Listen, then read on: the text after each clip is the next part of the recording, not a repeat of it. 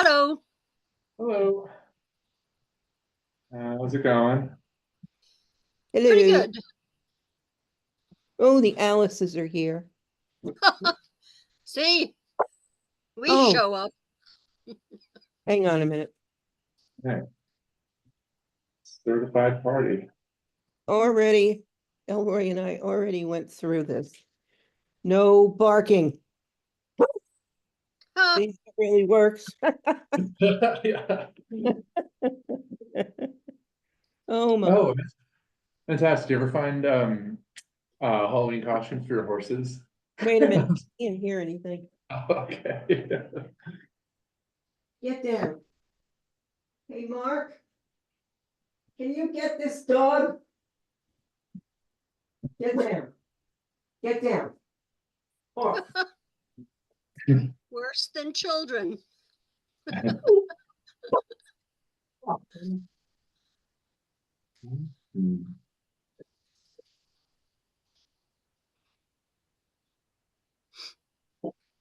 And believe it or not, he was the perfect dog in doggy class on Sunday. He aced it. Trixie. So, oh yes, I was saying, did you ever end up finding Halloween costumes for your horses? No, we actually gave up because of this leg problem I've had, which is sort of getting better. So I didn't feel like spending my time at a cold barn that night or that afternoon.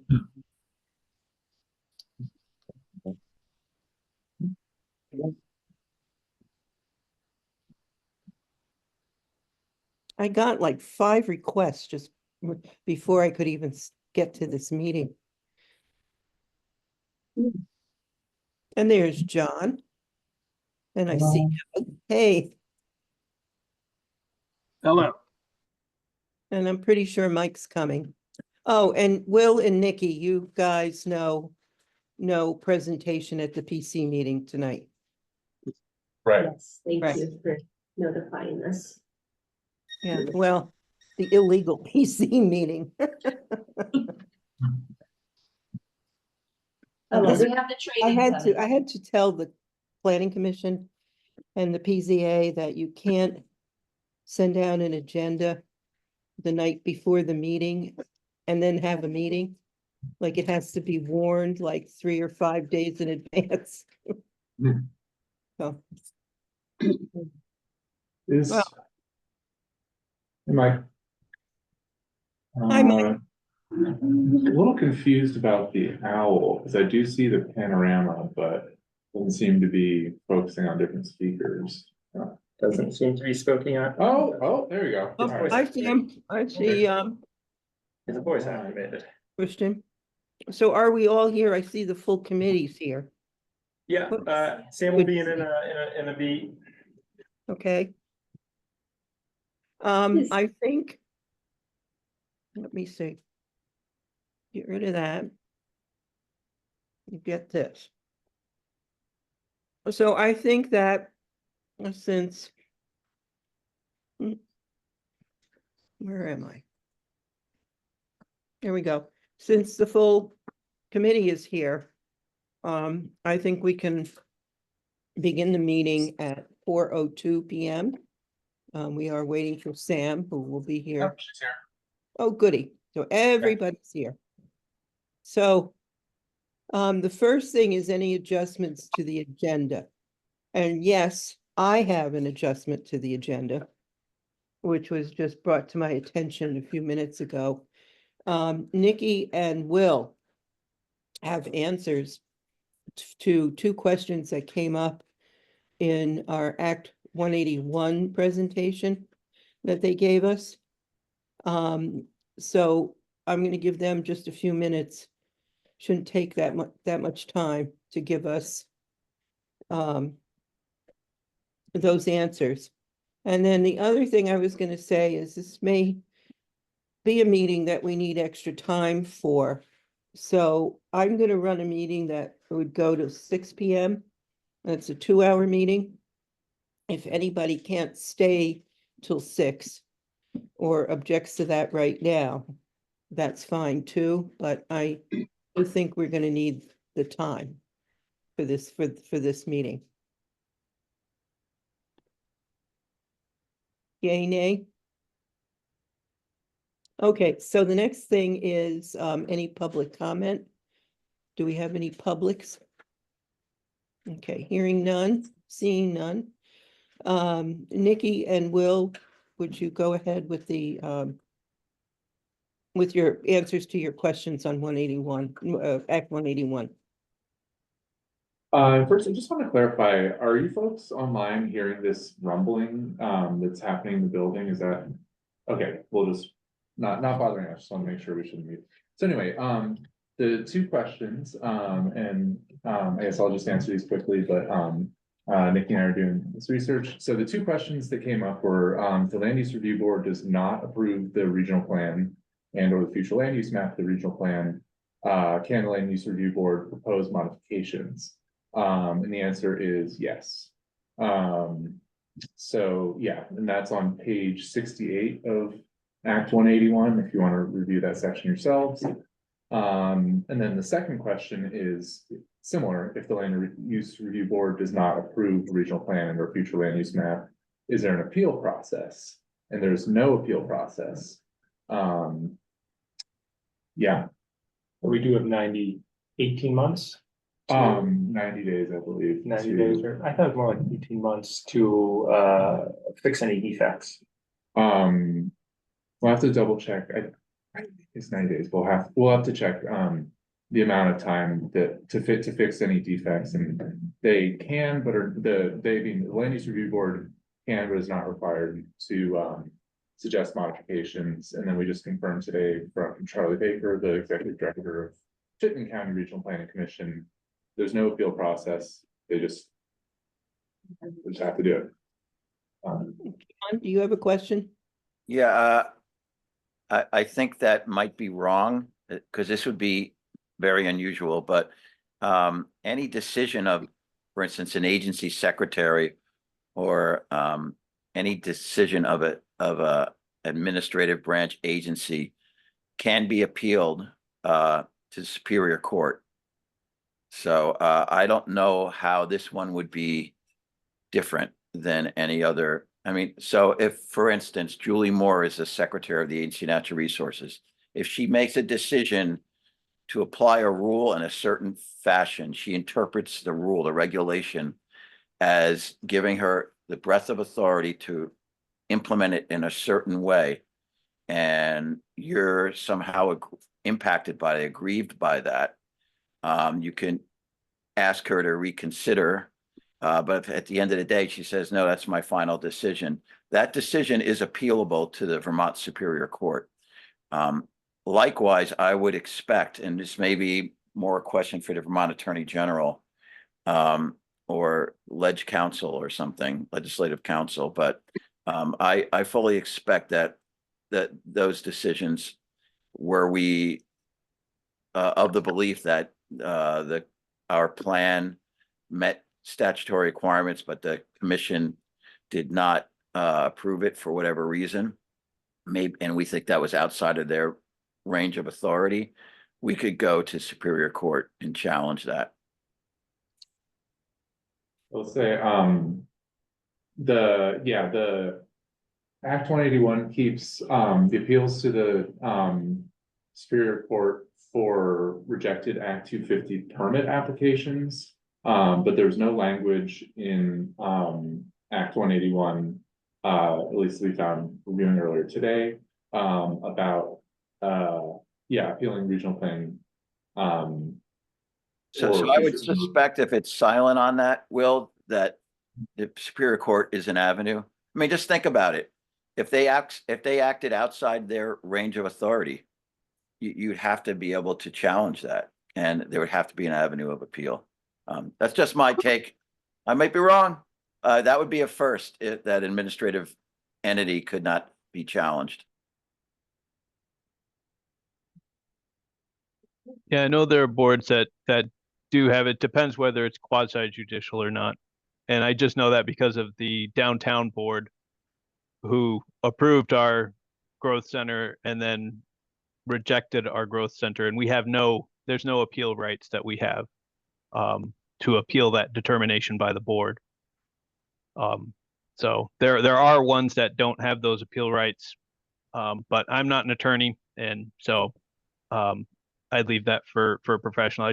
I would just point out there are ones that don't have appeal rights if it's determined that what they're doing is not being done in a quasi judicial authority.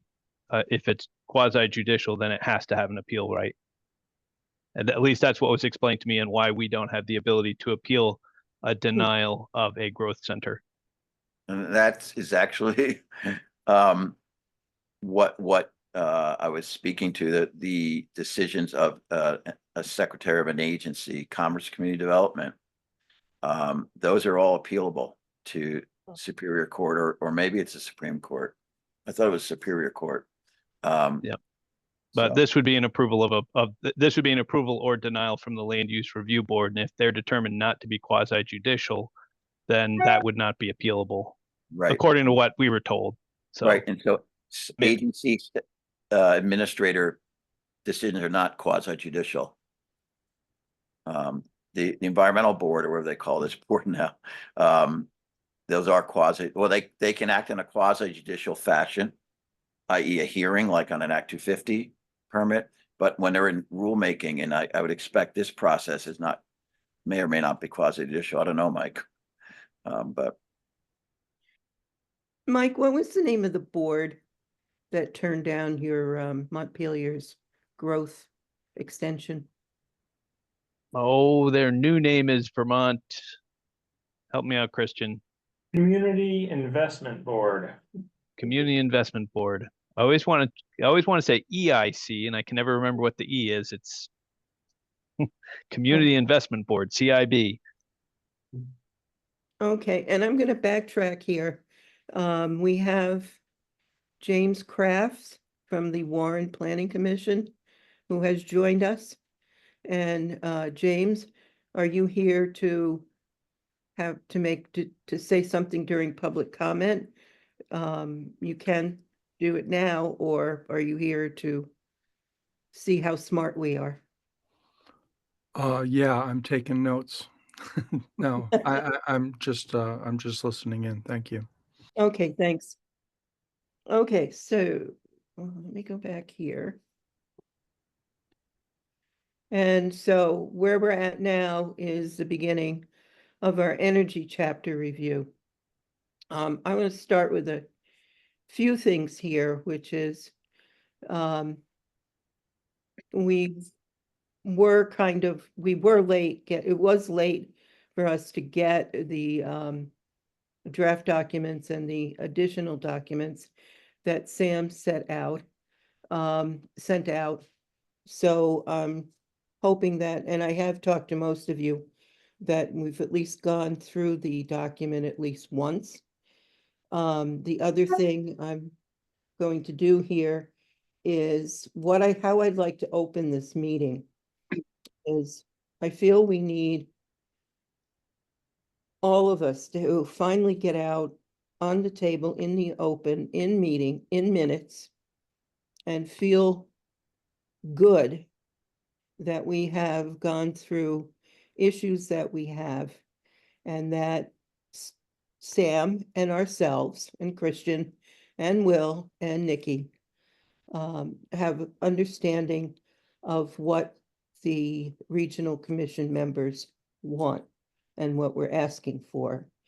And this goes back to our first meeting we ever had, where we made it clear that we're not a wordsmithing committee, that we're definitely going to be an active committee with ideas, and that we want to share what we want and what to the staff and to the full CVRPC, and that we want a document that is readable by the average person that's going to pick this document up and use it.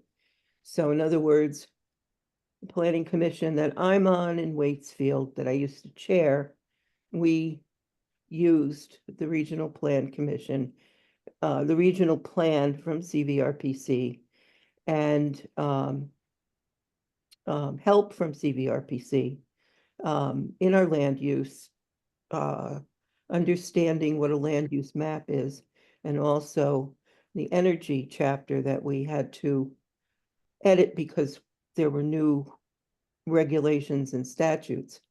So the way I want to open this is to have the commissioners all start this conversation with, let's all talk about, oh, and Zoe Christensen is here also. Let's start this conversation from the view of the committee members and representatives from the towns for CVRPC. Alice, would Who you like would- me to provide a brief history of, or not at all, of the Let's chapter start and the with act? Yeah, Okay. let's start with the commissioners, and then I am going to ask you that question, okay? So which commissioner wants to speak first? Doug? Sure. From the start of this process, I've been a voice for readability, format, access through the structure of the document. And we're still seeing drafts of chapters that are unique in their approach. And it's not just that the energy chapter is different from the last chapter we looked at. The other chapters all differ. The outline, the tone, the introduction that sets the story, it still reads as different people doing different work. We have to get, the committee needs to be looking at drafts that have common attributes that can be tuned up to get to a final document. We can't wait to the end and then edit for style or have a big discussion about outline at the end. These things have to be happening first. So on the topic of the energy plan, I went back and read the 2016 municipal plan for the energy chapter, and I did not read the entire energy plan that was an addendum or supplement to the regional plan. The approach that I saw there, I liked. I liked that there was a standalone energy plan that existed. What we have in this plan is an energy plan that consists of the supplements, the energy chapter, and some language in some other chapters. There's not a thing that is the energy plan. It's an assemblage of points. I thought that the 2016 energy chapter, which described itself as being highlights from the energy plan, and it was 20, 30, 35 pages long, did the job of presenting the energy issues to our target reader, and that the energy plan should be as deep and as technical as it needs to be to accomplish the goals and the statutory requirements. And I am of the opinion we should be doing that this time. My 2 cents. Do you think it could be, oh, there he is, John? Go ahead, Alice. Ask Doug your question. No, you guys go first. Well, along the same lines as Doug's stated, and this is not novel. I've been saying this over and over again, and I've not changed my thinking on this. We brought in Peter Gregory to get a sense from somebody who's been, I think he said he's been doing it 35, 40 years, regional planning. And in the back and forth we had with him, again, Peter Gregory is the executive director of the Two Rivers Ottaquechee Planning Commission. He actually, in answer to my question to him, how do you go about amending your plan? And you build from scratch every, it's 8 years, I guess it's 8 years now? Or do you amend existing plan? He goes, no, we take the existing plan, we amend it, staff assist in that effort. We have a committee that performs the plan amendment process. Staff who are assisting us will, brief us on if there's any changes in law and what updates to the plan need to be done. And those changes necessary to update the plan to comport with newer law are additions are added, subtractions have strike through font. And he said, if there's any policy change, we make the plan committee aware of those policy changes that their staff are suggesting or that law requires. And the staff will highlight that and provide suggestive language to address the policy changes that need to be made by law or staff might recommend what might be good. Again, I'm underscoring recommend. That staff, as I said earlier, are very much no different than if we hire an attorney to represent us on some matter. They're of counsel, they're advisory. And so we provide them direction, and they assist us in reaching our outcomes, in this case, our plan update. My position is, and I think it's more on the same lines as Doug, is that we go back to the 2016 plan, that staff, if it's Sam, so be it, that's good, she's the energy person, goes through that plan and then makes the additions that are appropriate as suggestions, suggested language improvements in underline and strike through font, and then bring to our attention anything that might be a policy change from the 2016 plan, as I previously described. I think, narrowing 100-page, it's even a task for Sam to narrow down 100-page plan. No one's going to read it. The planning commissioners didn't read it, and it's not really digestible. And it's not a process that was a commissioner involved or a commissioner dictated. It was a staff-driven process. So I would suggest we go back to that language, start there, and look at what we can meld from what Sam created into that language, where we can fit that in, as I suggested. Alice? Yeah, yes, my concern is more global than individual, and that is with the entire plan, that the chapters are linked together so that if our emphasis with the Home Act and creating and finding housing, that how does housing link with transportation and energy and natural resources, all of those things, so that as standalone chapters, they don't become individual books that each planning commission or any individual who's interested in it has to ask questions about whether or not the housing issue, will there be enough energy for all the housing we plan to build? If those, I can speak purely from Berrytown's point of view, we have coming down the pike 4 quadruplexes and 2 duplexes. So that's 20 houses in the next 3 years that we're going to be seeing. From the point of view of transportation, that could be 40 cars.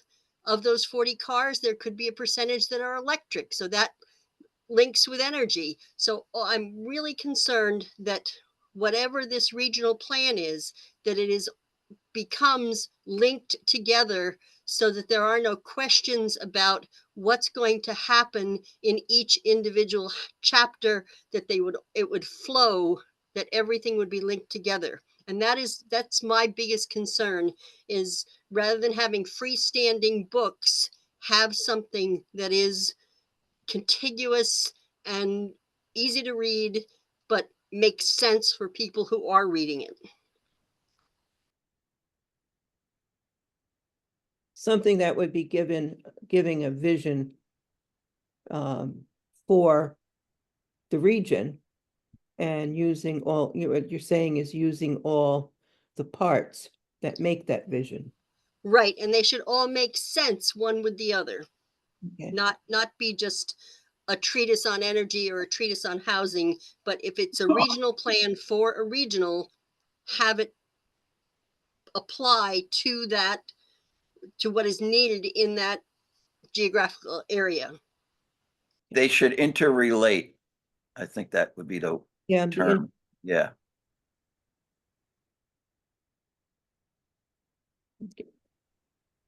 Wait, Zoe, I'm gonna ask Mike as a committee member if he has anything to add here. I guess my thoughts would be, I kind of liked where Doug was going with the thought that, we may have an energy plan and an energy chapter, and they may be kind of two separate things, because we do need all that information, all that background. But the energy chapter itself might be that shorter document. I haven't gone back to look at the 2016 document, and I probably should go back and take a look at that to look at comparisons to how similar or dissimilar it is to the structure of this one and how it's laid out. But overall, when I read through what was provided, I thought this was moving in a good direction, in my opinion. But again, I'm looking at it as a freestanding first time through document and not looking at it as a revision from the 2016. So I'll have to go and rely on the others for their history and looking at the older document. I was interested in seeing, because I know John had mentioned about the Act 250, especially with the siting and all the power things. I was curious to see where that was going to come out. I thought the goals and strategies in here were certainly better than what I'd seen in the other chapters, but it hadn't gotten to the point of those Act 250 requirements. But again, as John pointed out, these may or may not be different than what was in the 2016 plan. I haven't compared across them. So, but I did get an opportunity to look through. I had time today to start really diving in, and I got through to basically to the preferred sites. So that's almost through the entire energy plan. And I had read through the other pieces, including the infrastructure chapter excerpts. So the only thing I really didn't look at were the LEAP targets and the statutory requirements, but I did get through a good chunk of this today with the time that I had. So.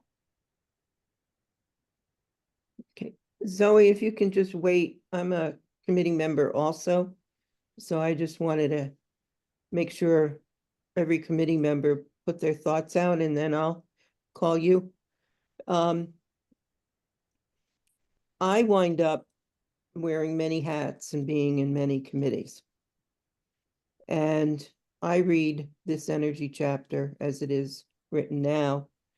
And then I go to a climate action plan and meeting, whatever, a steering committee, a council meeting, one of the info sessions they're having now for municipalities. And I'm hearing redundant things.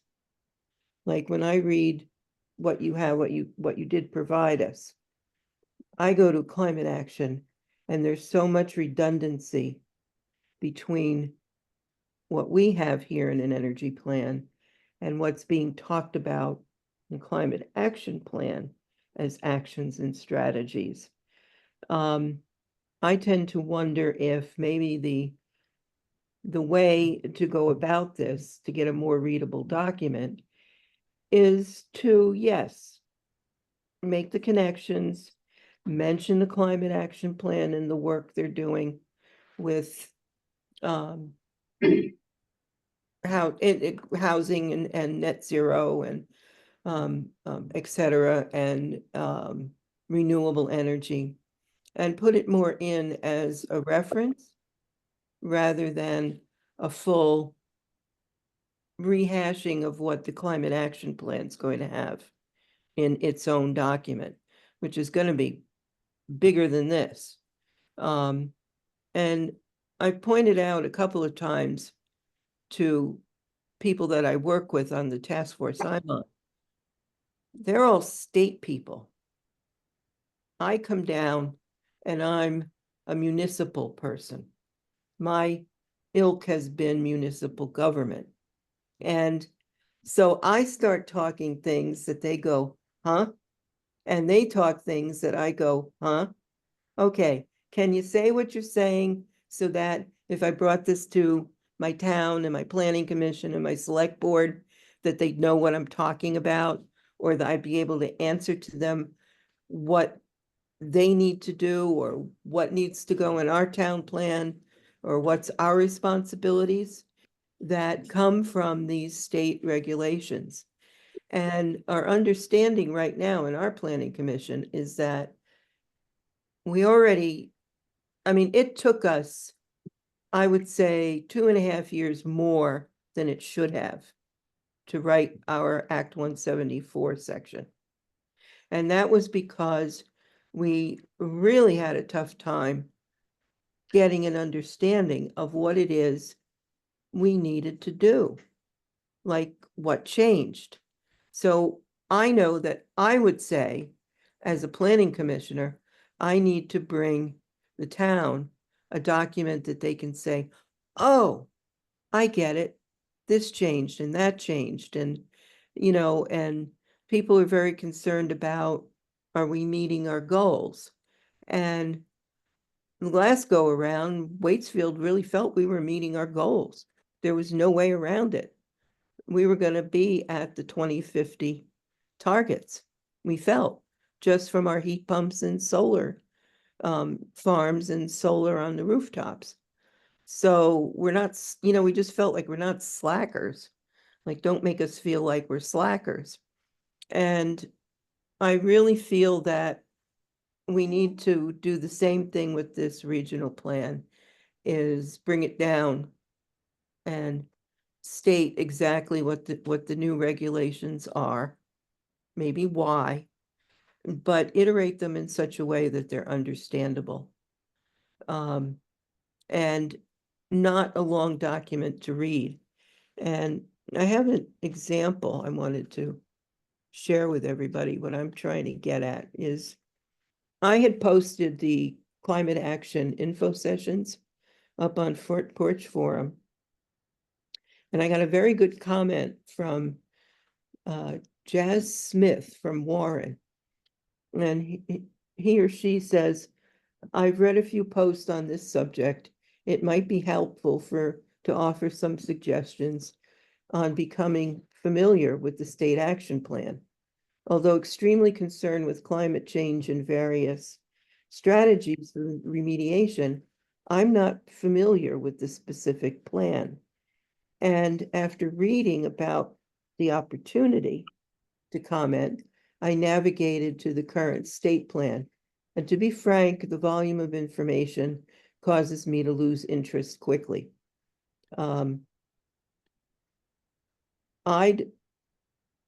I'd like to comment, but I just don't have any time or the interest to understand the depth of the issue in a few short days. If I could access some summary information with key proposals, I would be much more inclined to follow through and act. So, I think that's an example of what I'm trying to say about making it a document that the towns and municipalities can use.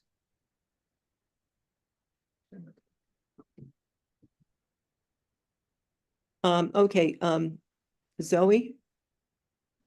I'm afraid this might be a little tangential at this point, but speaking to the interrelatedness of the plan's contents with the different chapters, I think it would be important to refer to how the different systems work together when making the actual plan. For example, it does seem to me that there's a lack of factoring of transportation into talking about housing, because transportation is a big factor in whether affordable housing can be built. And that doesn't seem to be a big topic from what I've heard in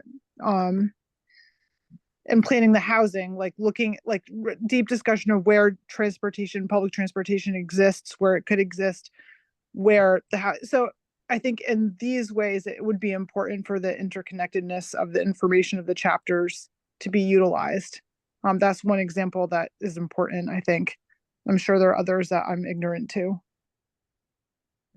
No, I also think, commissioners, if we go back and remember that when we started talking about disaster recovery and climate change, we did discuss, does that flow through the document in each chapter, or is that going to be a chapter in itself? And I'm not sure we ever came to a decision, a full decision on that. I mean, maybe I missed it, but maybe that's part of this conversation now, is how much does it need to be separate in a summary document with some action plan, recommended action plans or goals, and how much of it is just needs to be dripped through every chapter in the regional plan, like a waterfall.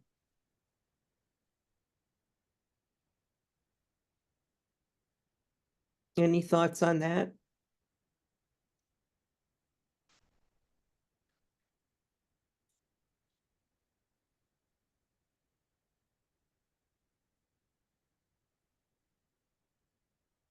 Everybody happy with what we've talked about so far?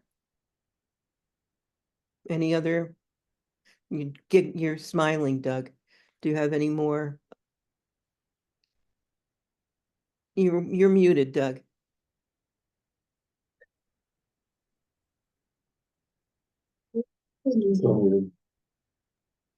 That way I don't say anything I regret. No, it's a hard subject to get your arms around. I don't have a clear vision of how this comes through. Mm-hmm.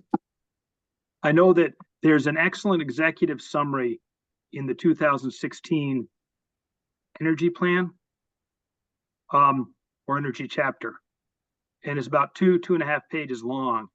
And it just, that's what we're talking about. That it does the job of setting the table and describing what the issues are in accessible language. I'm looking for it right now, as a matter of fact. Yeah, it's in the energy plan. 2016? Yeah. Was that as amended 2020, I think? Yeah. Sorry, Doug, if it's in the energy plan, it would be 2018 or 2020. I'm sorry, I'm looking at the 2016 municipal plan as amended. Okay, great. And Alice, when you're ready to hear from staff, I just have one point that I think is relevant to some of the comments that ran throughout the commissioners. Who, me? No, oh, no, when you're ready to hear from others outside of the commissioners, I just had one comment I wanted to share, certainly. Okay. Was just that when, and this is proven to be a bit of a difficulty with more than just the energy chapter, but across this process. When this process was really started in 2019 with a very different staff, back to 100% different staff, then paused for COVID and then restarted again with a mostly different staff. The goal had been a full rewrite, so I just want to put that out there as sort of to set the table as to where staff is coming from as they've approached each of their chapters. Certainly, the context of that is quite clear when you look at the energy plan and the the instructions Sam was given when she set out in this process in 2022. You know, I was actually going to ask Sam about that, and I'm glad you brought that up, because I noticed in the 2016 plan for the energy plan, there's a section in there describing the process that was used to develop that plan, and it was a steering committee that had CRVP membership and some municipal planning commission members, and some other CVRPC commissioners. And there was kind of a, not kind of, but there was a pre-planning steering committee that was able to kind of set things in motion and make suggestions that directed the outcome of what became the 2016 or so energy chapter. And I'm wondering, so now this came about as a total rewrite.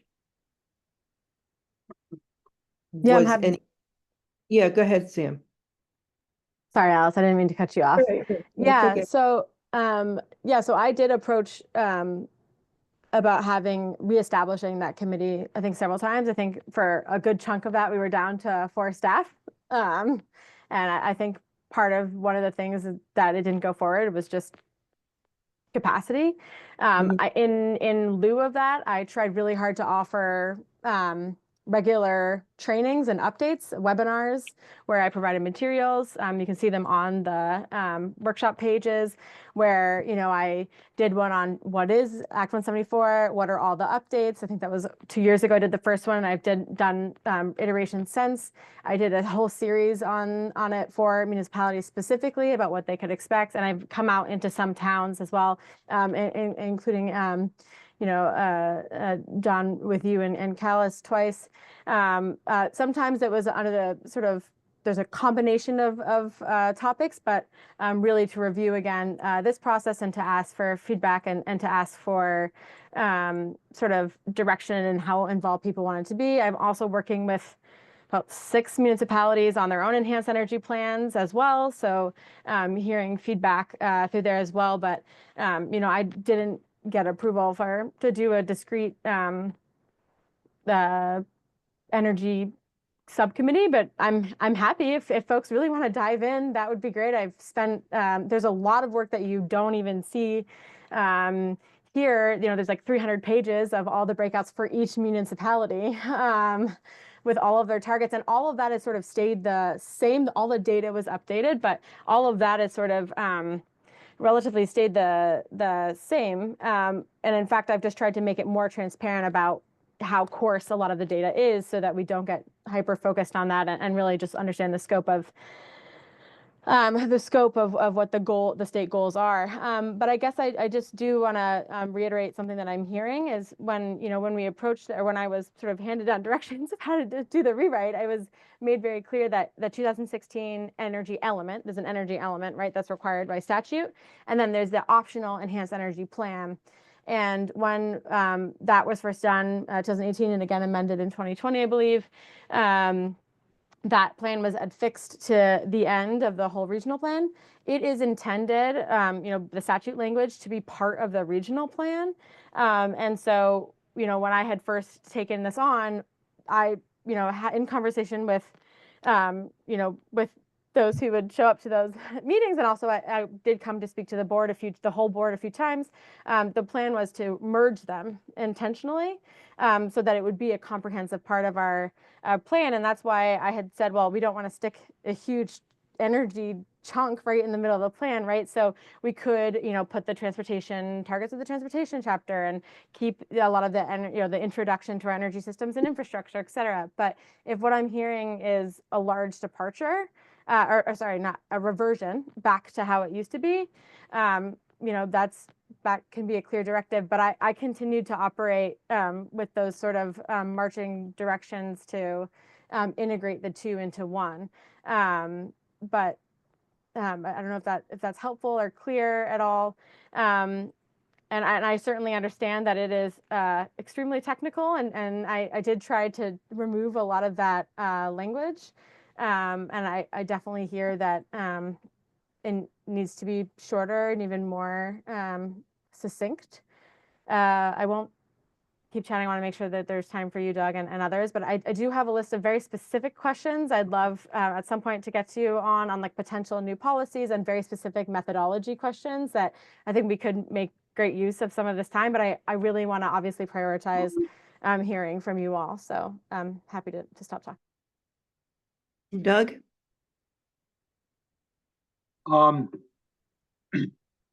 One general comment on process. We've been looking at first drafts and revisions. And when we get the revisions, we have to play Where's Waldo and see what changed. Of the several changes that I recall discussing, which of them are incorporated, which haven't been, where have they been incorporated, as opposed to seeing a document that is altered in track changes that comes out with highlighted language for inserts and strikeouts for deletions, where you can go through the document and see what changed. That's how I've always managed documents in my professional career. I don't know how you review a document that's been changed and know 100% that you saw, identified, and evaluated all the changes. Track changes is not that hard. I think it makes a lot of sense for revisions of chapters going forward. I'm going to say also that I would like to see, and this is my opinion, anybody can weigh in on this, I would like to see the energy chapter itself come out of a lean or a focus on the state and developers. These very things that are happening in the legislature. I would like to see it come down to municipalities and the average person and what they're going to do. And I mean, all of these changes are going to affect everybody. It's going to affect municipalities. I fear we're getting another, here you're going to do all this, and guess what? You have to do it unfunded. And that's, you know, that's I think, a legitimate beef of municipalities. And I'd like to see municipality energy goals and actions highlighted more than they are now. I saw somebody else's hand up, but go ahead, Sam. Did you have your hand up? Or was it clapping? Oh, okay, clapping. Okay, cool. I just want to make sure I didn't skip you over. So that's really useful. And actually, one of the things that I'd highlighted to chat about was like, I would love to show what our municipalities are doing and the priorities of our municipalities more in this plan. And I want sort of that is not what a lot of the other regions do in their plan, nor is it required in statute. So it's not that we can't do it, and it's something that I would really love to do. I've proposed a little analysis on some of the results from MERP of like common issues and barriers for municipalities in looking at their building envelopes and potentially electrifying. Definitely I have tried to, in the citing section, pull out a very brief condensed summary, which, believe me, going through all the town plans and making it into one paragraph is actually a pretty big task, and I can make it look different or put it in a different way or cite them directly, whatever you want. But for where towns have made a step towards having their own constraints or their own preferred citing in the citing part of this. So, and maybe what I'm hearing is that it's too hidden, and that maybe you'd like that to be the core focus. I think I have avoided.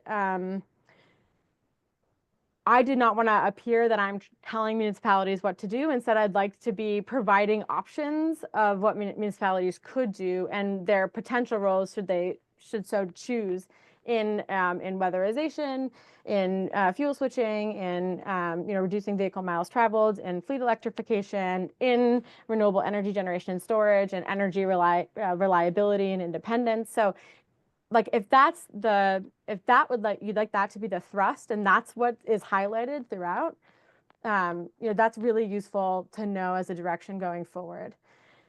So yeah, that's all I want to say on that. And I have a few other questions like that, but we can also those are something I can pass around afterwards. And also I'm also happy to hold office hours. I've done that many times, and folks can come whenever it's convenient for them and chat sort of about their response to some of these, and I can aggregate that feedback and provide it back. But Who is the main or target audience for this regional plan and this energy chapter? yeah, so when I started, the main audience was the statutes. It was getting through, there's quite a hefty list of them. They're summarized in one page on the front there. And then I've summarized all the energy policy that we're also adherent to. And then I have there's like a standards review document that I can also provide, no problem. And so that would be the public service department, but also like technical stakeholders that utilize this. I definitely wrote, really tried to highlight the intersection between energy planning and land use, and a lot of the energy planning that happens at the distribution utility and the transmission utility level. So that's, both, more locally where power is coming from, and then more broadly where it's coming from. Both of them really are focused on, like where is their adoption and increased energy use. And I tried to draw attention to like we as a region have intentional growth areas. These are our designation centers. These are the places where we want to see people, and we'd love that to be considered at that high level. So we don't leave people behind who may already not be able to adopt some of those technologies, and B, also because we want to make sure that it's consistent with each of your town's land use planning and vision for the future. So things like that, trying to make sure to also speak to some of those more technical stakeholders. A lot of the appendices and the very kind of ad nauseum explanations of where things come from are targeted at the request of some of the energy committees who wanted to really understand every single thing that was done to the targets that they got handed. In the past, I think they were just handed the tables and said, "Bleh," and that caused some problems for us in the past. I mean, this is before my time, but I did have a conversation with one town who was really, looking, ready to consider joining another region.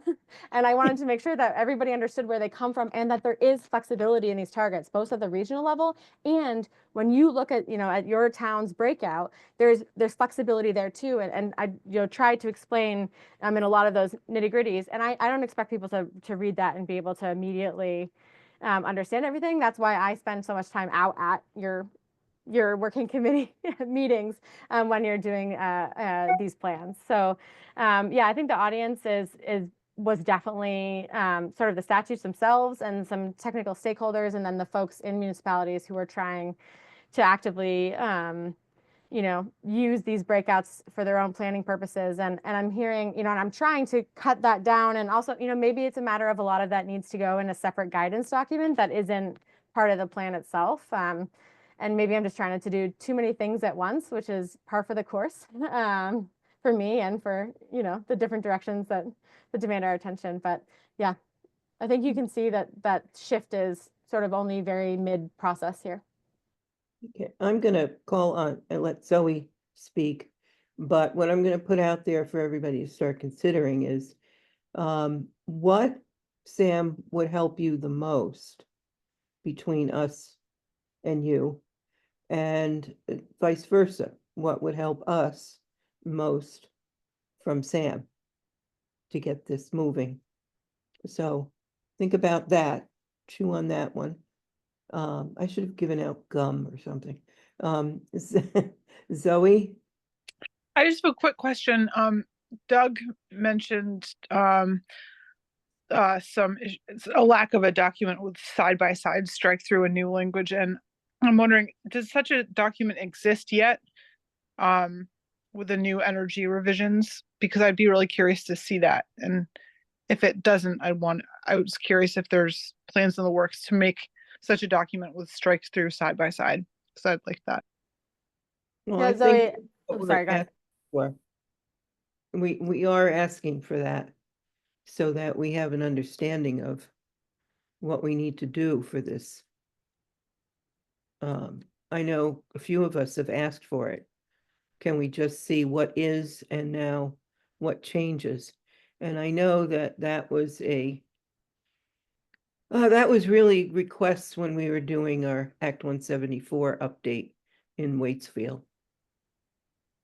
Sorry, for clarification, do you mean that so there's so you want the 2016 energy element plus the 2018 entire energy plan? You want all of the strike, because I All of merged all of the new amendments / additions that were for the plan that was not amended, but reconfirmed.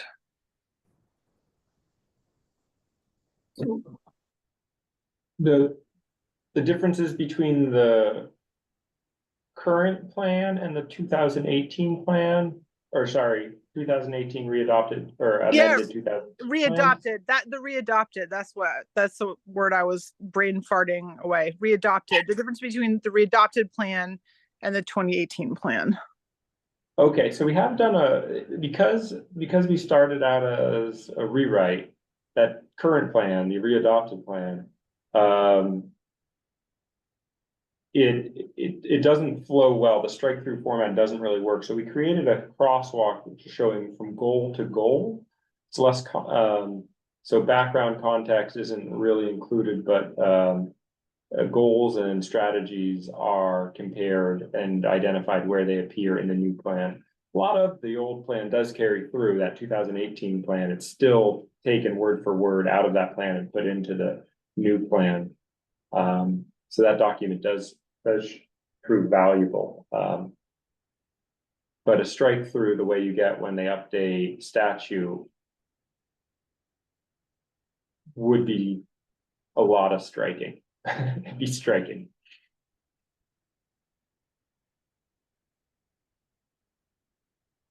What was carried through? Sorry. All the citing constraints. I mean, Sam, you could probably speak off the top of your head, the major sections that were carried forward unchanged. So like all the targets it's just like the tables are updated with the data and the fact that the state did a whole new pathways analysis. So like all of the modeling changed at the state level. So I had to re-break everything out. But like the tables and types of targets are the same.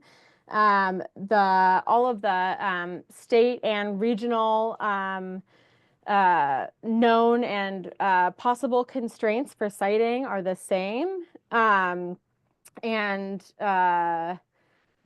I took out the technology by technology discussion, mostly because what I was hearing loudest and clearest was that the scale is a really big issue, but I've put back boxes in this thing so we can bring that back. If people want like a brief summary on each type and the considerations for citing each type, that's fine. That exists like pretty profoundly at the state, and even UVM has different citing guidelines. Like there's a whole bunch of that. So I was trying, in the spirit of what Alice was saying, to cut down on redundancy there. But the terms of the actual constraints and then also the preferred site types, I was just trying to keep that and move forward. And I think, and I know, John, I want to really honor the fact that the hub height was removed. So I like that. I hear you loud and clear there. That had happened pretty early on because we didn't make such specific constraints on anything else or such specific preferred sites on anything else. We really left it up to towns. And so that was one of the things in my list of things to talk about. I thought we probably needed more time, so that was going to be next meeting, but happy to go into it today, that we should develop a process by which we go through and make sure that we have, it doesn't have to be exhaustive, but, a list, and make sure that we then check that with all of our towns' current plans, plus the directions they're moving forward with their planning underway. And that was not specific to the energy chapter. That was specific to the general thrust of the entire regional plan, where generally we left things a little bit more at that top level. And I will say, alongside of this, which is maybe confusing, and maybe I shouldn't introduce this now, but been working to do a rubric, and brought it up at one of the recent project review committee meetings, and to really show like to make sure everyone can see that those layers are all considered when we actually put this into action in the process of 248. And I don't want to go down, well, we can go down that rabbit hole. I don't want to confuse anybody with that rabbit hole, but I do think that's an important thing to mention. And one of the things that was really high on my list to talk about today is that I do believe there are reasons for us to make sure that we've had this conversation and also come up with a process for if we want to add sort of more specific constraints or preferred sites. Both would be great.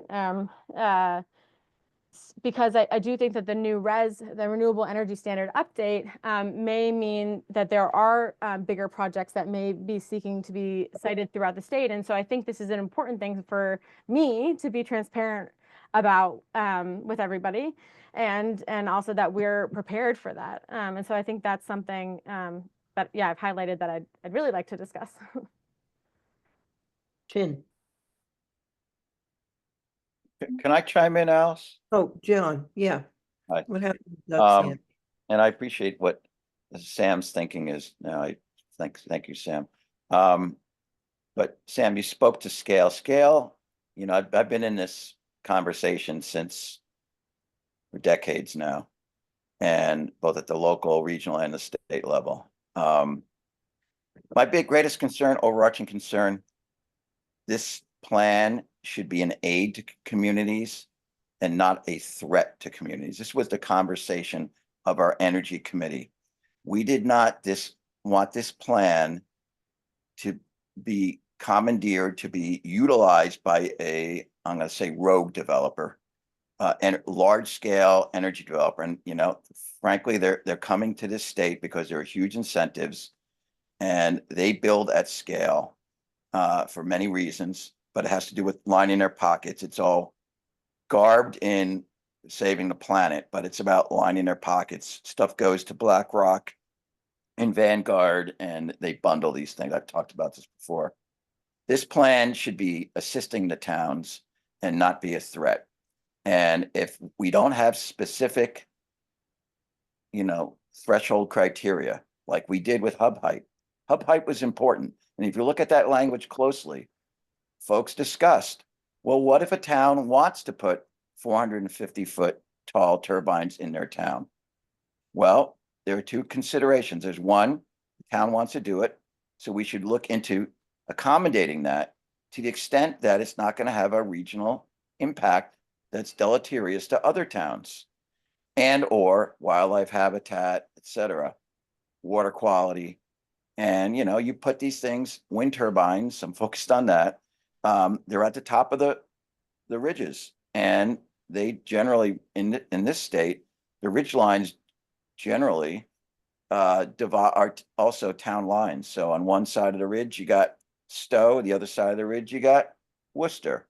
And so you can have a town, say Stowe wanted some mega development, but the impacts are shared. It happened in Albany and Lowell.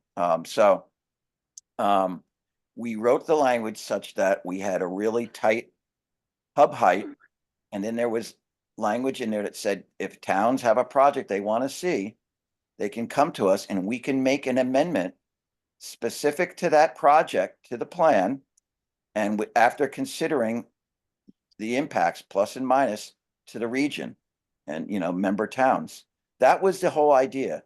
To remove that is very threatening. I'm going to be quite frank. To remove that, we particularly now, because our plans have substantial deference is this weird legal term, but essentially the understanding of that odd term is that the PUC, the Public Utility Commission, in reviewing a project against a regional plan, will give the wishes, the wants, the restrictions due consideration and substantial consideration.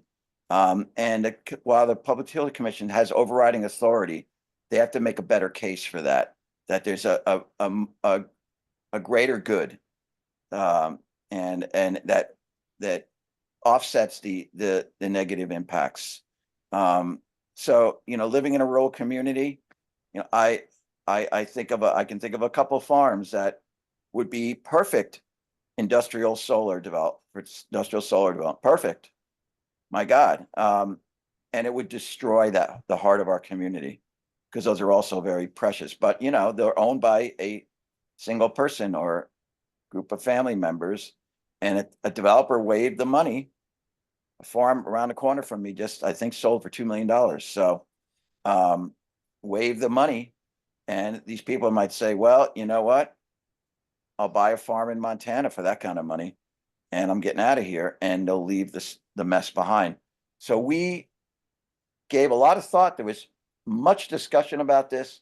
So we thought we covered everything. We provided the protections so that we could argue to protect our communities against some guy from not even this country buying with billions of dollars. We know there are billionaires now going to be running the next administration, frankly, and maybe they ran this current one, but they come in and they have immense power to purchase, but they have immense power to litigate.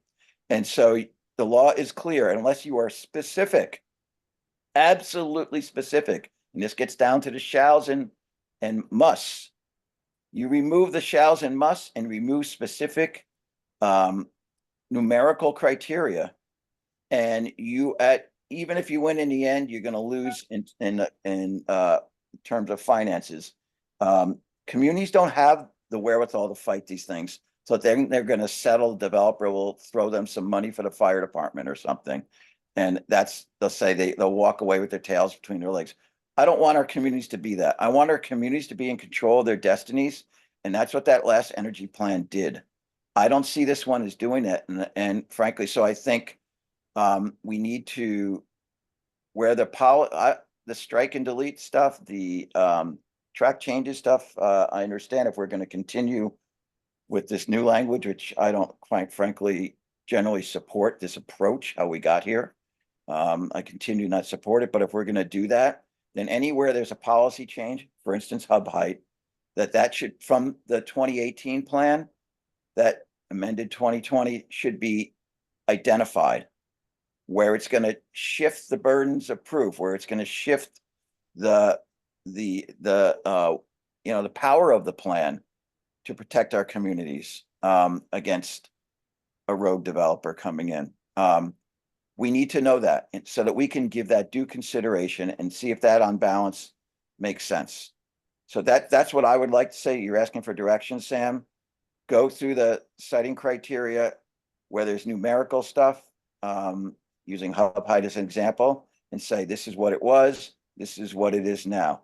The flowery stuff where it's like we all want to do better for the planet, and these are some whatever state goals, that doesn't matter, because when it comes down to the PUC process, I want to know how this plan is going to be seen, how it's going to be reacted to, and frankly, from a legalistic standpoint, how much legal clout it has and how it limits our exposure to an aggressive developer. Thank you, John. I absolutely agree that this plan should be protecting and supporting our communities and not at all a threat. And in fact, I really do feel like, and I hear you on the hub height. I know that's the specific focus, and I will say that was the only one that had a numerical value, and that's the only reason why I said I think we need to look at all of the types and all of the scales, and if we want to come up with and I'm sorry that it seemed like a removal versus a like, let's do this for everything else properly, like going through. I mean, and maybe you did it and I wasn't here, and I'm not at all saying that it wasn't exactly fitting for the conversation then, but I think we could and should be much more explicit. And that's, exactly what I tried to do. I added, and these were in conversation with folks and at several urban meetings, and this is things that the board, at the meeting where we approved this plan, we touched upon. But I noted trends in current project development and, identified critical need to connect stakeholders and their planning processes with this plan specifically and with our municipalities plan. So if anything, I definitely, especially through the second half of this plan, which again, I think is maybe coming out of, I hope everyone at least has some semblance of the basics of like how the known and possible constraints work. And if not, I can point you to a video where I've gone over it, or we can go over it in a separate meeting. That's totally fine. But I actually really explicitly tried to point specifically here and also to each of our towns' plans in this regard. And not only that, I didn't stop at the physical locations. I mentioned from all of your plans across all of our town plans, preferred regional project characteristics. So local off-taker or community benefit agreement, right? So really emphasizing that like our towns, if we're gonna be using this land, well, first of all, I emphasize throughout, and maybe this needs to be made even more explicit, that's fine, there's a lot here and it could get lost, but I really emphasize that we don't want to be doing energy development like we want to be integrating it into other forms of development. That's why it has to come up with housing, it has to come up with our infill, has to come out with any new centers. Like we really should be mirroring or overlapping our footprints so that we're not having a separate footprint for each of our priorities. This is absolutely critical, and I tried to make a major thrust of the chapter be about this intersection, right?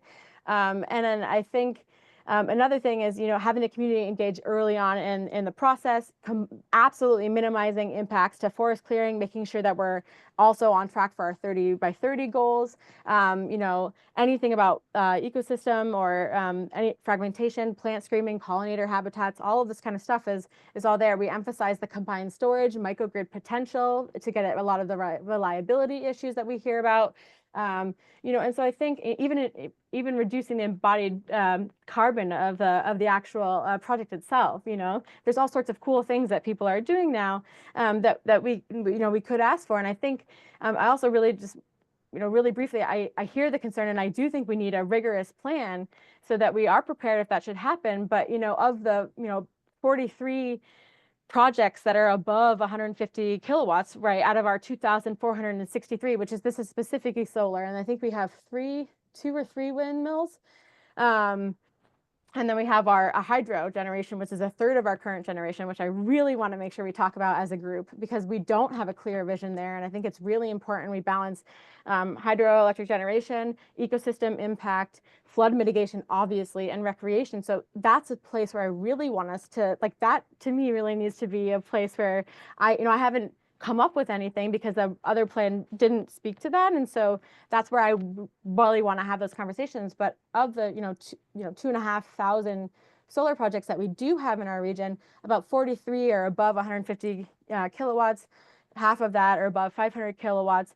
I think almost every single one, if not every single one, and I will double check this for sure, is a local off-taker. And so I just want to be clear about what we're facing in our region versus other regions. And which is not to say that we don't want to gird against it, but I actually think that I'm trying to build on the progress we have made. We're obviously doing things right and trying to further and make that more explicit.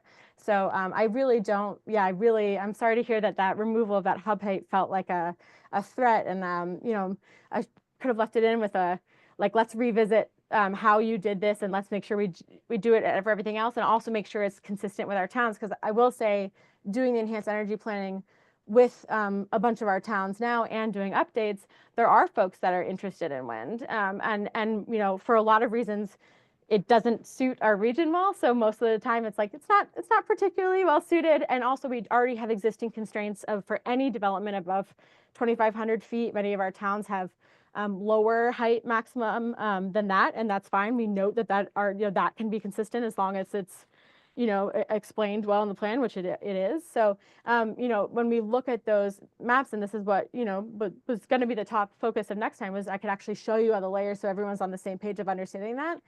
I'm not to say just because we don't have a ton of potential doesn't mean we shouldn't speak to it, but I will say that our ridge lines are under our current plan, even without that hub height, are already protected doubly so, and probably triple or quadruply so based on the other possible known constraints as well. And so again, I'm not trying to leave any wiggle room for folks, but Sam, I that's more think, I think the known constraint language is, this is memory, so I may be wrong, spank me if I'm wrong.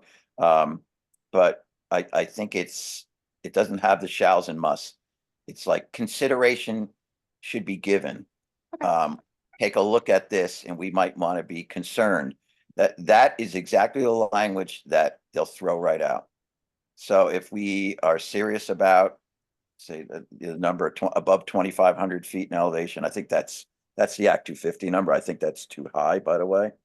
The habitat gets sensitive at like 1,500 in many areas, but you know, you got to have shalls, shall not. Now, again, and we can put the caveat language. It doesn't weaken the plan that towns who are basically hell bent on having a certain style project in these sensitive areas, that we have shalls and musts against being developed in that way or at all, can approach the regional commission and we can consider amending the plan to accommodate that project and incorporate it. And then that forces the conversation like local off-taker. Because these big projects, they don't want local off-taker. That's not where the money is, man. So yeah, the little ones, as you listed, you know, Wayne Lambertons and over there, that's local stuff that they're not here to save the planet or rule the world. They just made good business sense for them, local business people. But when they get big, those conversations end. There's one in Shaftesbury right now, 450-acre farm, and they're going to develop more than half of it. They're putting major transformers in and major power. I mean, it's massive. It's tens and tens and tens of millions of dollars of investment. Connecticut investors, BlackRock's involved, and they're taking no prisoners. They've got a big, powerful law firm, and they're going to litigate. They're ready. They've already said it. They don't even have a permit yet. I mean, so this is. I don't want our towns to have to deal with it. I don't want my town to deal with it. You know, not to go on a tangent, and I'll get off the stage here, but we simply passed an animal control ordinance. And because we had a woman who allowed her horses to run wild because she believed that's what nature intended. I'm not kidding. And so we confiscated them after years and years and years of back and forth and hours, hundreds of hours with our attorneys, finally confiscated them. We've had those horses for 2.5 years because we can't reach an agreement with the person, and it looks like the town's going to sell them. But it's, when all is said and done, legal costs are not reimbursable. Boarding costs are. So if a town defends itself against a industrial energy developer, and in the end wins, we've spent, well, probably with the horses, this simple little horse thing, we're already at $150,000.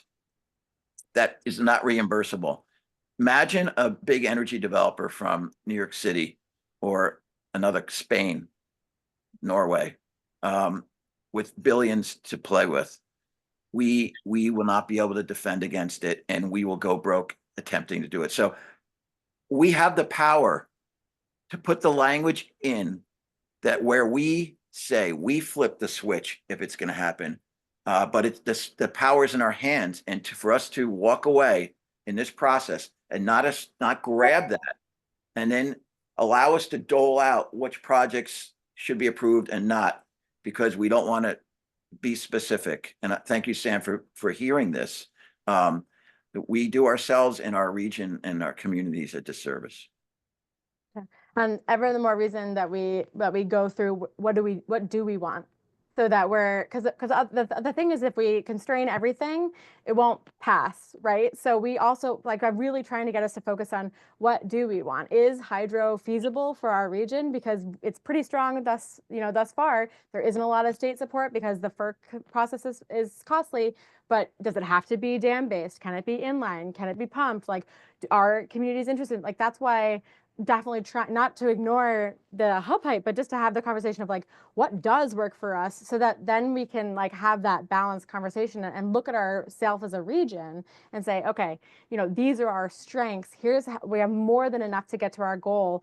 Also, I really want to emphasize that I've been seeing some great methodologies come out on doing a land impact analysis on so that you can say like, okay, if we're going to meet our incremental renewable energy goal, our new renewable energies, if we're going to meet this goal and we do it this much by solar rooftop, this much by ground mount, this much by wind, this much by hydro, what would how many acres? So I've already provided a little bit of that, but doing that kind of work will help us maybe also put some concrete. I'm gonna ask a question. Does all that need to be in a regional plan energy chapter now? Yes, the enhanced energy plan element, yes. I mean, so there's the energy element and the enhanced energy plan. They're integrated right now. I've removed a lot of it, to the appendices, and just kept like still the conversation and the goals there, but took a lot of the analysis and a lot of the like in-depth methodology steps into the appendices. But those are, yes, those are part of our standards, is all of this analysis that I've done. And I'd love to walk you through the maps. It seems like maybe I should have started with that off instead. I kind of wanted to have the broader conversation to then set us up for that, but if we need to go there first, that's fine. What I'm asking is simply, is that a requirement? Our incremental renewable energy generation goals and how we're going to meet them, including across technology types, and what specifically we're going to do to meet them, are part of the Act 174 standards, yes. Including mapping the known and possible constraints and the preferred sites, and at the state, regional, and it doesn't require local, but I'm trying to include local because I think it's critical that ours is a reflection of all of it. All right, so you had another thing you wanted to talk about? Or was this it? I have a lot of things, but I see a hand. I see a Christian hand. Thanks, Alice. I just wanted to circle back to thinking about how staff are going to digest both the broad questions we've heard today, but also pivot on to some of the questions Sam provided us for today, if we have time to get into them. I want to make sure we have a clear idea of what we're hearing from staff so we know how to go forward, so that the next draft you see is a reflection of those comments. A next draft with track changes. So just the internet connectivity maybe spelled out, where the climate action plan can be referenced. Focus on municipalities. And then this conversation about scale seems to be one that Sam can bring the work she's done on that, and also seek input on that, whether it's wind, solar, hydro, etc. So I want to make sure we're getting all these things in our notes first, and then second, open up the door for Sam to maybe ask some of those critical questions that allow her to keep drafting. What I'd like to add to what you just pointed out there, Christian, which I think are very good. How can the committee members, or maybe a few more staff members, how can we help? Like we keep saying what we want in the document, how can we help you write it? Or put it together, or make suggestions, like what can we do? When we first started this process, Doug and I had agreed that we would get the drafts to Doug and me early. We'd do some preliminary work, and then it would be more in a structure or format that we could then bring to the committee and say, we worked, like, so in other words, we worked with Sam on this, and here's what we have. Like, we were part of helping her do what we want, which is becoming a little more succinct. How could we best help you? Now, a lot of that is who has the time and how many of us want to do it. I mean, Doug and I were doing it and it was working, and then somehow it evaporated, us doing that. Is that something that would help you? So I'm gonna give a high level response, and if Sam wants to add stuff, she's welcome to. So this is more looking at the regional plan as a whole. I think the energy plan, because of its breadth, becomes a microcosm for all these issues. But with any chapter, whether it's the transportation plan, which was discussed at the last board of commissioners meeting, or housing, taking some of the work we're doing and speaking with your planning commissions or your transportation advisory committees or your energy committees and getting their direct feedback. It's the homework we're giving all our commissioners after these board meetings. But you all as our avant-garde, I think that ask is all the more critical because it gives us some really key touch points around the region. And then I think, yes, that idea of early feedback is really helpful. And when you have chapters and time to do that, that's super appreciated. Yeah, this doesn't have to be, you can't do it without us, or I can't do it without you. I'm just saying, well, how can we helpfully kickstart a better process here? And how can we help you? I'm busy as all get out, but I can make the time. I'm retired with a bum leg. I need things to do. I can't speak for Doug, but Doug volunteered the first time we did this. And I think it would give us a better feeling of camaraderie and working together. And we can work through a number of these issues pre a full meeting. If you get, I don't know. We'll see. Doug? I'm willing to work with Sam on some of this suggested changes. Sure. Yeah, sure. And, we can float in and out. We can set up some, Zoom or team meetings and, I'm thinking that everybody's right. I mean, this is an enormous document and it's an enormous subject. And it is compounded right now, I think, with everything else that's going on. I mean, Green Mountain Power is adamant about backups, recovery for extended power outages. So disaster recovery, Vermont Emergency Management, LHMPs, the state hazard mitigation projects, flood mitigation and recovery. It is floating through all of those departments, committees, areas. Doug? Yeah, in terms of getting feedback from people in our municipality, at what point can we slap draft on a chapter and hand it across the table to them and say, what do you think? I mean, I haven't done that yet because it felt as though we're still kind of pushing these things into a form which is getting close. And so I guess that's a question that I would put out there to the committee. I don't want to hand over something which is going to get changed a lot because we haven't quite got it dialed in. But at the same time, it's hard to ask someone, hey, can you give me some feedback on this topic? But I can't really hand anything over to you. Yeah. When do we see that coming along? Is it sort of like the third draft, which is fine? I'm not saying it has to be something else, but we want to think about when that is. Nikki, Will, do you guys have a rough estimate on when we feel like we're going to be, future land use maps and housing targets aside, when we're going to have sort of those first drafts Of the entire plan? of a plan, By chapter is fine. even by chapter? Sure. I Cool. mean, whatever gets the process going. Well, then I'd ask the bounce that back to the committee as I think you already did, Doug. We've gone through these chapters that have gone before this committee, have gone before the commission for a an open discussion. maybe that's the draft that we can now start circulating with other experts, you know, such as your planning commission, such as your housing advisory committee, such as your transportation advisory committee, et cetera.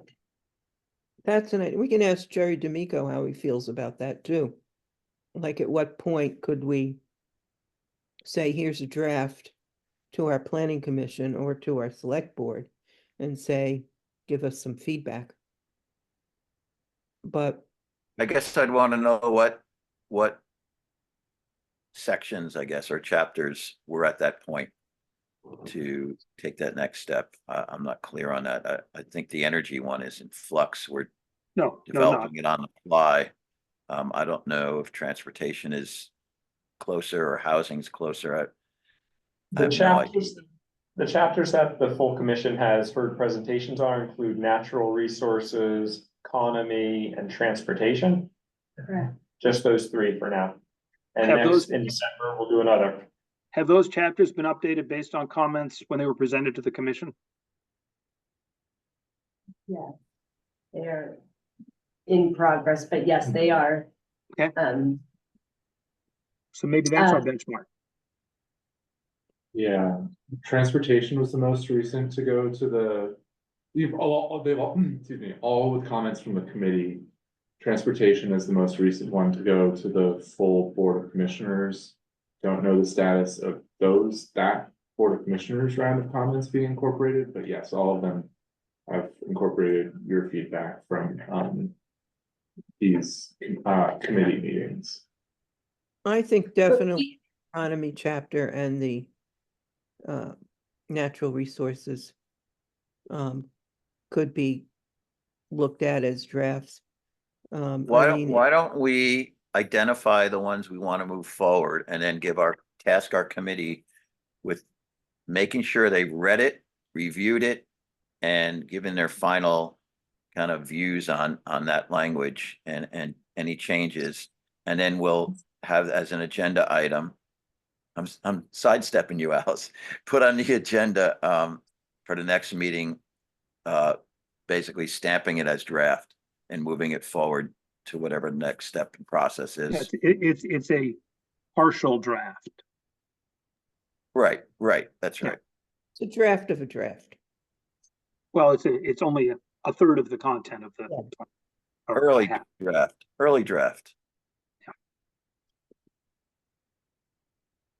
All right, is that a good idea? Does we have a consensus that we should do that?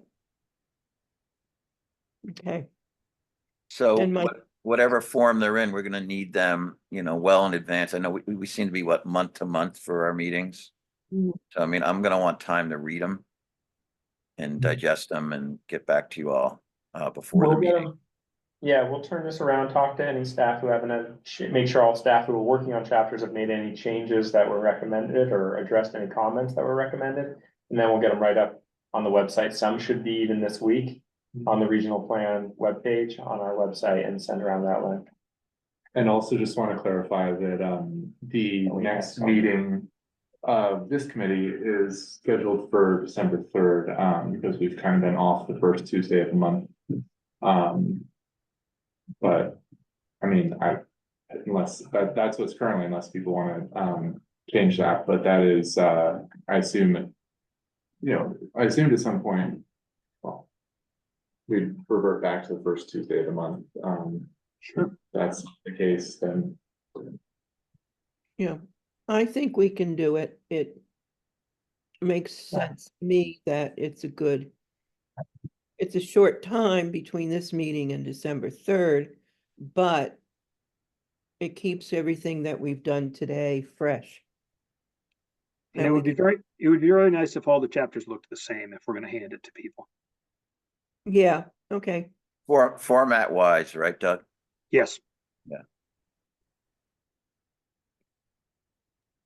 Yeah, I mean, the way I do it is I'm gonna take the stuff and I'm gonna dedicate a day to going through this stuff if it takes that long. I'm not gonna keep reading it every day over the next 3 weeks or 2 weeks to December 3rd. So December 3rd works for me. Okay. So,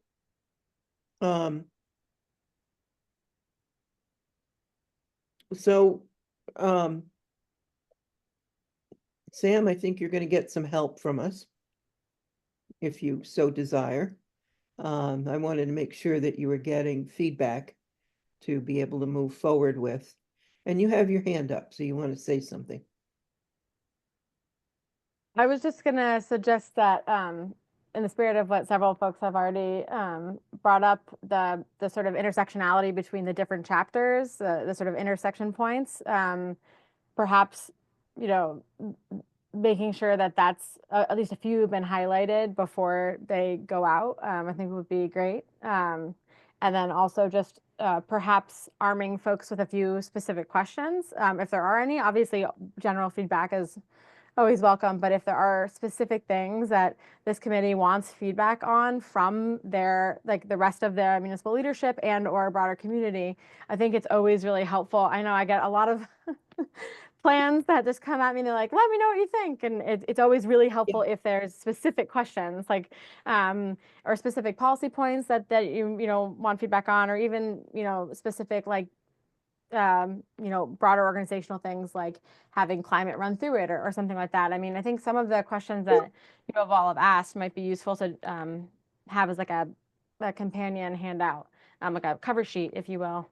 And that also may illustrate additional opportunities in the future for folks to provide feedback, so they understand the regional plan process, so that they understand the timeline, and also that there will be community engagement moving forward. That's all. I think this is a simple request, and this is just for the regional plan subcommittee members, not for the entire commission. But if we could get those documents in Word format, so if, you know, Mike or Doug or Alice, or the other Alice too, want to make changes, and they would follow either track changes, or I think strike out, underline is just as good. Well, track changes does that. So if they could adhere to that, and then we could give you constructive feedback instead of just ideas. We could actually distill it down to suggested language. I think that would be helpful to staff and all of us. John, that's a really good question. Sorry, just jumping in, but there's a lot of like analysis and Excel sheets and tools, and I guess I'm just trying to understand. I don't want to like overwhelm folks too much, but also understand, is it the like really the language and the product of that, or do folks want to delve into all of that nitty gritty work that's been going on? I mean, I guess I've been working on it for like 2 years, and just to understand what you all are looking for the December 3rd.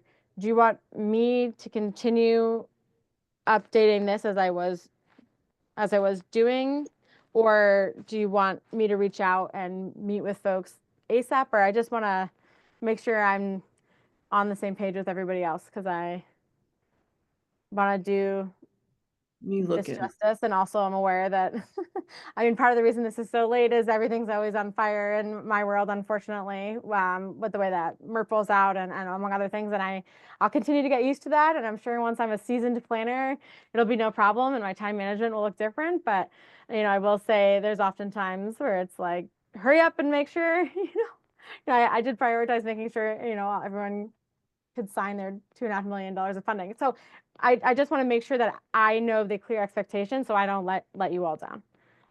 Well, at very least, just give us the plan document, and then if any one of us in our kind of researching by reading through the document have questions that can be answered by the supplemental materials or the resource materials you relied on or are directing us to, then they can ask for that, you know.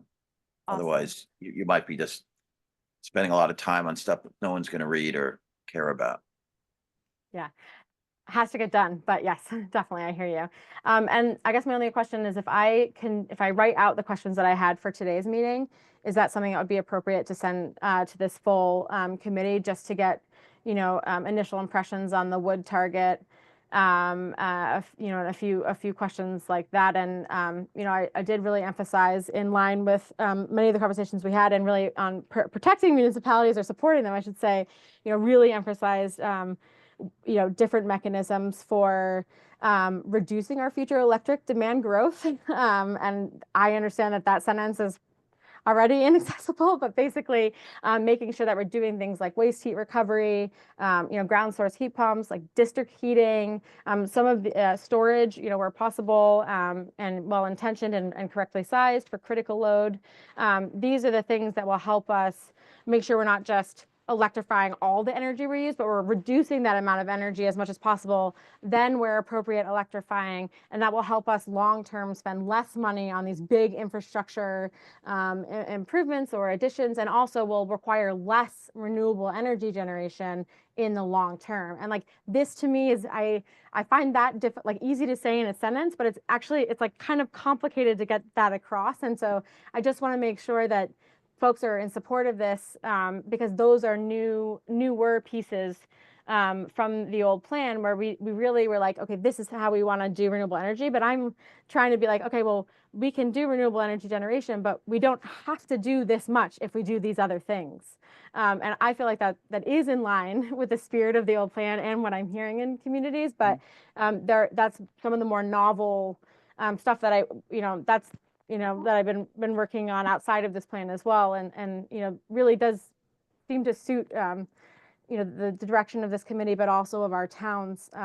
So, and that is where I do advocate when I'm in the state rooms, like, please don't leave this off the table. This is really important to our communities, especially a lot of our rural communities that aren't being served in sort of the more simplistic approach at the state level. So, you know, just what whoever's willing to hear about that from me, let me know, and we can maybe co-write some goals and make sure that that's really apparent throughout the plan. So those are just some big things I wanted to make sure we hit on. So yeah, if you want to send out specific questions, I'll be glad to read them and send you a reply. Same here.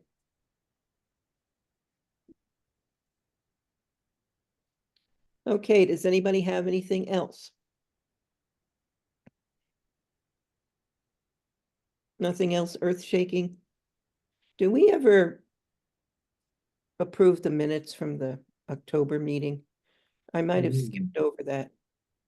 And I have to confess, I didn't. Did we do it, or shall we do it? I have not read them. We just postpone it to the next meeting and we can hit them both at once. Yeah, that sounds good to me. Staff need to go home and eat. They're not at home yet. What? Oh, I have Staff another not at meeting home. after this, don't worry. They have to eat. Yeah, I do too. I have another meeting. Take time to themselves here. So, all right, well, I think we're okay for tonight. We didn't go much past the 5:30. But if you have any questions, comments, send them to answer Sam's questions directly. And you can also send, you know, your concerns to me and to Sam, and I'm sure Sam and I will be talking again. And, you know, we'll drag Christian into it, and